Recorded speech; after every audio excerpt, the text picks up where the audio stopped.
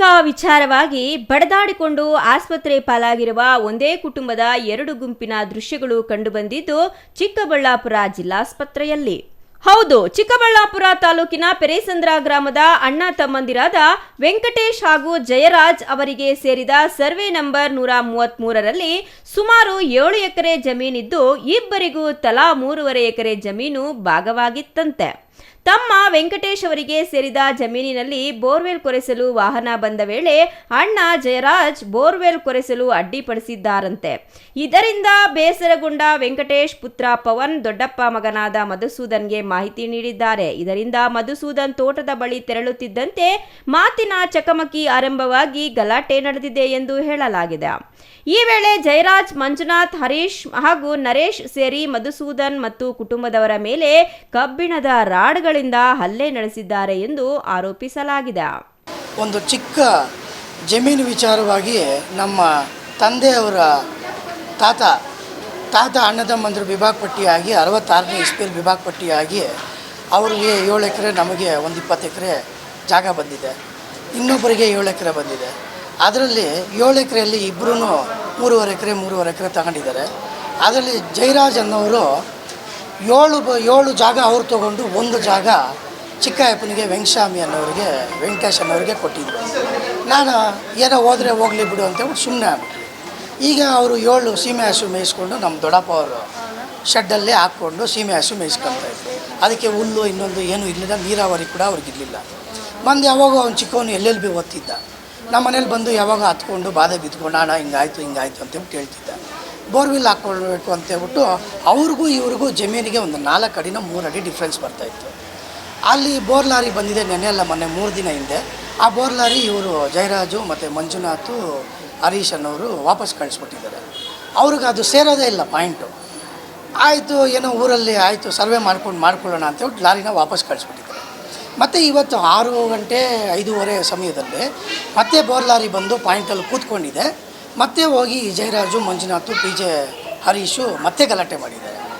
ಈ ವೆಂಕಟಸ್ವಾಮಿ ವೆಂಕಟೇಶ್ ಅವ್ರ ಮಗ ಪವನ್ ಕುಮಾರ್ LLB ಮಾಡ್ತಾರೆ ಹುಡುಗ, ಅಣ್ಣ ಈ ಥರ ಬಾಧೆ ಇದೆ, ಲಾರಿ ಮೊನ್ನೆನೂ ವಾಪಸ್ ಕಳಿಸ್ಬಿಟ್ಟಿದ್ದಾರೆ, ಇವತ್ತು ವಾಪಸ್ ಕಳಿಸ್ತಾ ಇದ್ದಾರೆ, ಏನಣ್ಣ ಮಾಡೋದು?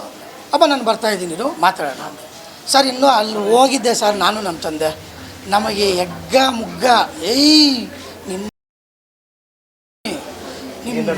ರಾಡಲ್ಲಿ ಹೊಡೆದ್ರು ಸರ್, ಕಿಟಕಿಯಲ್ಲಿ ಹೊಡೆದ್ರು ಸರ್, ತಲೆಗೆಲ್ಲ ಹೊಡೆದವ್ರೆ, ಇಲ್ಲಿ ನೋಡ್ರಿ ತಲೆ ಎಲ್ಲ ಹೊಡೆದವ್ರೆ ಸರ್. ಅವರು ನಮ್ಮ ತಂದೆಯವ್ರ ತಂದೆ ಸ್ವಂತ ಅಣ್ಣದಮ್ಮಂದರು. ಅವ್ರು ಕರ್ದಿದ್ದಕ್ಕೆ ಹೋಗಿದ್ದು ಸರ್, ಇಲ್ಲ ನಾನು ಹೋಗ್ತಾನೆ ಇಲ್ಲ, ನನಗೂ ಅದಕ್ಕೂ ಸಂಬಂಧನೇ ಇಲ್ಲ ಸರ್. ನನ್ನ ಮೇಲೆ PJ ಹರೀಶು, PJ ಮಂಜುನಾಥ್, ಜಯರಾಜು, ನರೇಶು. ಈ ನರೇಶ್ ಅನ್ನೋ ಹುಡುಗ ಕಾರ್ ಗ್ಲಾಸ್ ಹೊಡೆದಾಕಿದ್ದಾನೆ, front glass back glass. PJ ಹರೀಶನ್ನು ಹೊಡೆದಾಕಿದ್ದಾರೆ. ಇನ್ನೊಂದೆಡೆ ಇದೇ ವಿಚಾರವಾಗಿ ಮತ್ತೊಂದು ಗುಂಪು ಕೂಡ ಪ್ರತ್ಯಾರೋಪ ಮಾಡಿದ್ದು, ಮಧುಸೂದನ್ಗೆ ಸಂಬಂಧ ಇಲ್ಲದಿದ್ರೂ ಜಯರಾಜ್ ಹಾಗೂ ರಾಜೇಂದ್ರ ಜೊತೆಗೂಡಿ ತಮ್ಮನ ಮೇಲೆ ಕಬ್ಬಿಣದ ರಿಂಚ್ನಿಂದ ಮನಬಂದಂತೆ ಹಲ್ಲೆ ನಡೆಸಿದ್ದಾರೆ ಎಂದು ಮಂಜುನಾಥ್ ಆರೋಪಿಸಿದ್ದಾರೆ.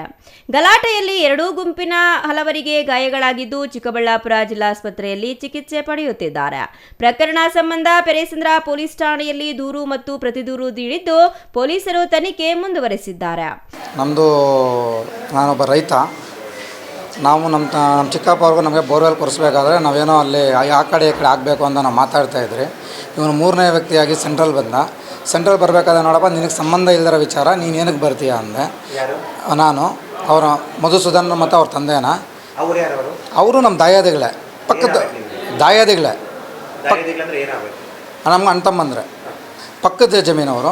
ನೋಡಪ್ಪ ನಿಂಗೆ ಸಂಬಂಧ ಇಲ್ದಿರೋ ವಿಚಾರ ಇದು, ನಾವು ನಮ್ಮ ಅಣ್ಣ ತಮ್ಮಂದು ನಾವೇನೋ ಮಾಡ್ಕೊಂಡು ನಿಮ್ಗೆ ಯಾಕೆ ಅಂದೆ.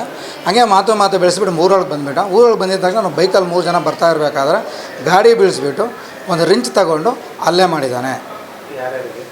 ನನಗೆ, ನನ್ನ ತಮ್ಮನಿಗೆ, ನಮ್ಮ ತಂದೆಗೆ ಅಲ್ಲೇ ಮಾಡಿದವರು ರಾಜೇಂದ್ರ ಅನ್ನೋವನು ಮತ್ತು ಮಧುಸೂದನ್ ಅಂದು. ಅವರಪ್ಪ 75 ವರ್ಷದ ಒಬ್ಬ ಅವ್ರ ತಂದೆ ಜಯರಾಜ, ಚಿಕ್ಕಜಯಪ್ಪ ಅಂತ.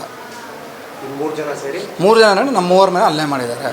ನಮ್ಮ ತಮ್ಮ ಹ್ಯಾಂಡಿಕ್ಯಾಪ್ ಆಗಿದ್ದರಿಂದ, ಹರೀಶ್ ಅಂತ ನಮ್ಮ ತಮ್ಮ ಹ್ಯಾಂಡಿಕ್ಯಾಪ್ ಆಗಿದ್ದರಿಂದ, ನಮ್ಮ ತಂದೆ ಜಯಪ್ಪ ಅಂತ, ಅವ್ರಿಗೂ ಸುಮಾರು 65 ವರ್ಷ ವಯಸ್ಸಾಗಿದೆ. ನಮ್ಮ ತಮ್ಮ ಹಿಡ್ಕೊಂಡು ಅಷ್ಟೊತ್ತಿಗೆ ಅವ್ರು 3 ಸೇರಿ ಒಂದೇ ಸಲ ನಮ್ಮ ತಮ್ಮನ ಮೇಲೆ ಅಟ್ಯಾಕ್ ಮಾಡಿದ್ದಾರೆ ಸರ್. ಇದೆಲ್ಲರಿಗೂ 3 ತಲೆಗೆ ಹೊಡೆದಿದ್ದಾರೆ. ಅವರು 3 ಸಿವಿಯರ್ ಏಟುಗಳಾಗಿದೆ. ಸ್ಟಿಚಸ್ ಆಗಿದೆ. ಸುಮಾರು ನನ್ನ ತಮ್ಮನಿಗೆ ಜಾಸ್ತಿ ಏಟ್ ಆಗಿದೆ. ಸುಮಾರು 2-3 ಸಲ ಹಾಕಿದ್ದಾನೆ. ಏನು ದ್ವೇಷ ಏನಿಲ್ಲ ಸರ್, ದ್ವೇಷ ಏನೂ ಇಲ್ಲ. ಇವನಿಗೆ ನಮಗೆ ಇಡೀ ಪೆರೇಸಂದ್ರದಲ್ಲಿ ಅನ್ನೋದಕ್ಕಿಂತ ಮಂಡಿಕಲ್ ಹೋಬ್ಳಿಯಲ್ಲೇ ಇವನು ಇತಿಹಾಸ ಏನು ಅಂದರೆ ನಿಮಗೆ ಗೊತ್ತಾಗುತ್ತೆ.